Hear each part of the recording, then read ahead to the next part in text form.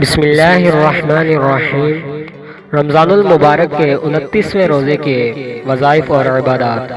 Video شروع کرنے سے پہلے جو ناظرین ہمارے چینل پر نئے ہیں ان سے گزارش ہے کہ چینل کو سبسکرائب کر لیں اور بیل آئیکن کو پریس کر دیں تاکہ مزید ویڈیوز آپ تک بآسانی پہنچتی رہے۔ رمضان المبارک کے 29ویں روزے نماز فجر کے بعد درود ابراہیمی 45 مرتبہ پڑھیے۔ نماز ظہر کے بعد اللہ تعالیٰ کا پیارا نام یا علیم 133 مرتبہ پڑھیے۔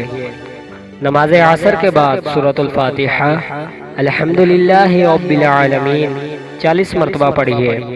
اس کے بعد نماز مغرب کے بعد سورۃ آل عمران کی آیت نمبر 26 21 مرتبہ پڑھیے اور نماز عشاء کے بعد صلاۃ الحاجات 4 رکعت نفل نماز پڑھیے۔